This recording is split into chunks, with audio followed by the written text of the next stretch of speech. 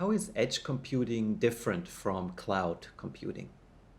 Yes, especially the new AI companies, they're more focusing on the AI chips for cloud computing, right? So they collect the data with the 5G or some other solution, and then on the cloud, there's a big computer or big server they can run on real time to help you to solve the real problem.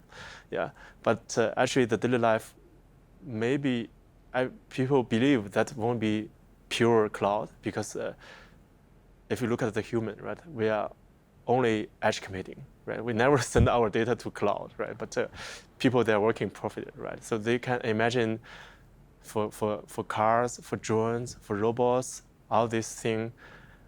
So first of all, for cars and drones, they need a real time. So the real time means the short latency for the sensory processing.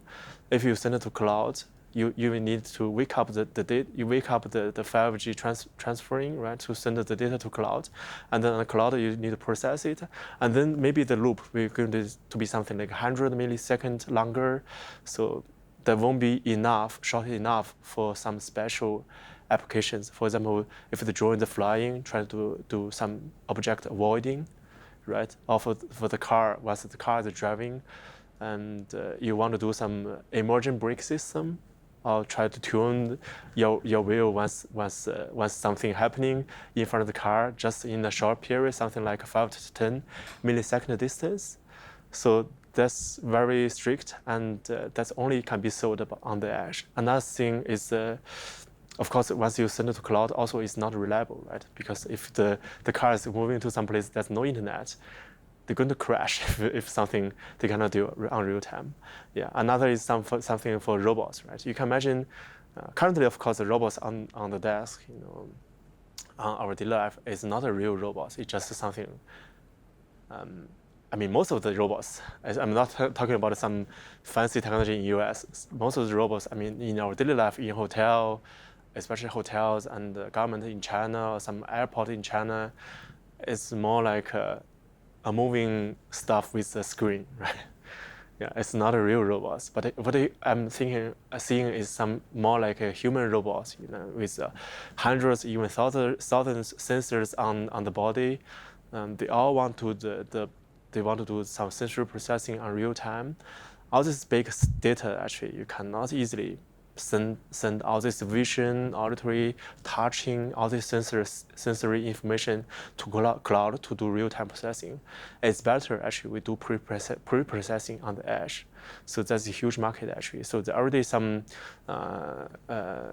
robots company trying to reach us, trying to see whether it's possible to use technology to move to the robots to do some real-time vision processing, also the touch, also the auditory processing with ultra low power, especially ultra low power, right? So especially once you compare with the current solution, you move everything to cloud, it's going to burn less power. But our technology mainly is burning, we call it sub-milliwatt, right? So it means with a common battery, you can drive it for months and even yearly. So that's something really a big improvement, right? So I think I still remember. So there was one robots company, big one in China.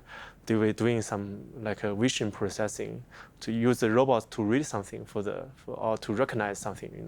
If people come in, they say, "Hey, dad, mom," something like this. It's easy task, but for them actually, in order to do this, it's kind of impossible. They have to plug in the power.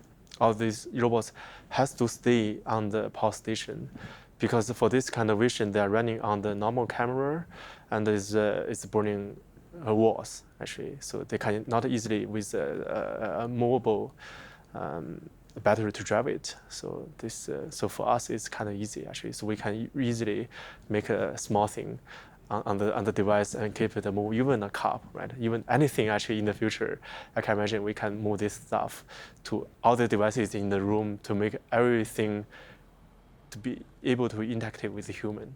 Yeah, so I think this is something, a big step, a big jump, actually.